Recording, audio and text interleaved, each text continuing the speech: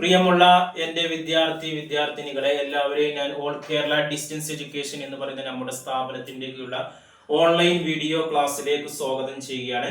ഇന്ന് ഞാൻ നിങ്ങൾക്ക് മുമ്പിൽ പ്രസന്റ് ചെയ്യുന്നത് NSന്റെ +2 ഹിസ്റ്ററിയുടെ ന്യൂ സിലബസ് അനുസരിച്ചുള്ള ക്ലാസ് ആണ്. 20ാമത്തെ ചാപ്റ്റർ നാഷണലിസം എന്ന് പറയുന്ന ചാപ്റ്ററിൽ വരുന്ന മൾട്ടിപ്പിൾ ചോയ്സ് ക്വസ്റ്റ്യൻസിന്റെ 2ാമത്തെ പാർട്ട് വീഡിയോസ് ആണ് ഇന്ന് നിങ്ങളുടെ മുമ്പിൽ അവതരിപ്പിക്കുന്നത്.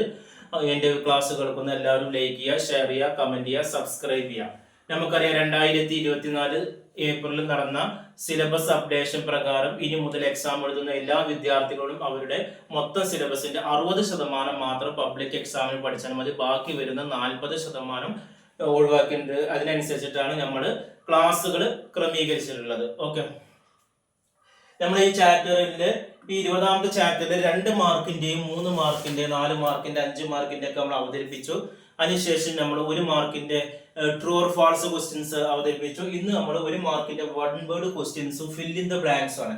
പുതിയ മോഡൽ ക്വസ്റ്റ്യൻ പേപ്പറിന്റെ സെക്ഷൻ എയിൽ വരുന്ന ഭാഗങ്ങൾ true or false, fill in the blanks, bracket നിന്ന് എടുത്തെഴുതല്, ഇങ്ങനെയുള്ള 1 വേർഡ് ക്വസ്റ്റ്യൻസ്, ഈ രീതിയിലുള്ള ക്വസ്റ്റ്യൻസ് ആണ്.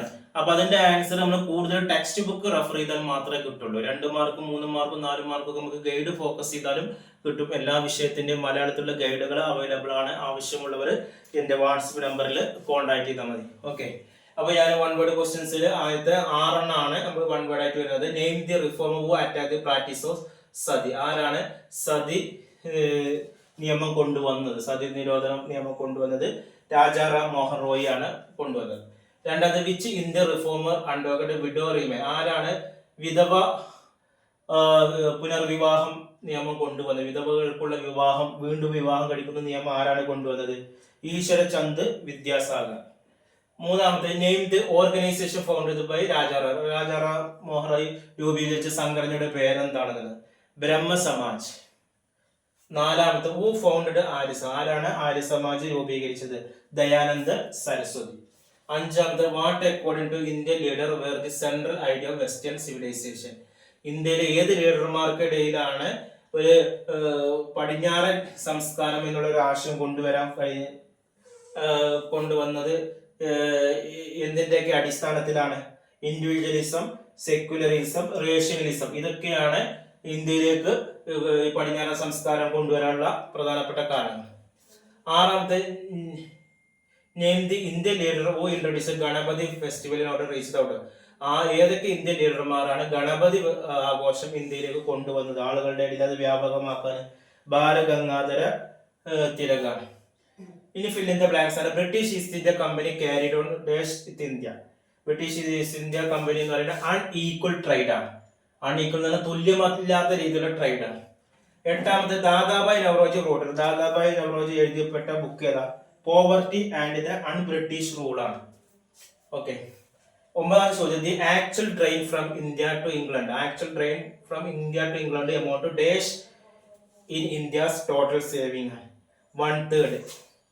ലാസ്റ്റ് ക്വസ്റ്റ്യൻസ് ആണ്. ദി കൊളോണിയൽ റൂളർ കൊളോണിയൽ ഭരണാധികാരികൾ എക്സ്പ്ലോയിറ്റ് ചെയ്തു ഇന്ത്യയിൽ as a source of dash for their industries ആണ്. റോ മെറ്റീരിയൽ ആണ്. കൊളോണിയൽ റൂളർ ഇന്ത്യയിൽ നിന്ന് എന്ത് ചെയ്ത് അസംസ്കൃത വസ്തുക്കൾ ഒരു ഉറവിടമായിട്ട് അവർ വ്യവസായശാലകൾക്ക് വേണ്ട അസംസ്കൃത വസ്തുക്കൾ ഇന്ത്യയിൽ നിന്ന് ചൂഷണം ചെയ്ത് കൊണ്ടുപോവുകയാണ് കൊളോണിയൽ ഭരണാധികാരികൾ ചെയ്തത്. ഇതോടെ ഈ ചാപ്റ്റർ കഴിഞ്ഞു. ഓക്കെ, ക്വസ്റ്റ്യൻസ് നമുക്ക് ഇംഗ്ലീഷിലാണ് വരിക. മലയാളം മീഡിയത്തിൽ എഴുതുന്നവർക്കും ഇംഗ്ലീഷ് മീഡിയത്തിൽ എഴുതുന്നവർക്കും ക്വസ്റ്റ്യൻസ് ഇംഗ്ലീഷിലാണ്.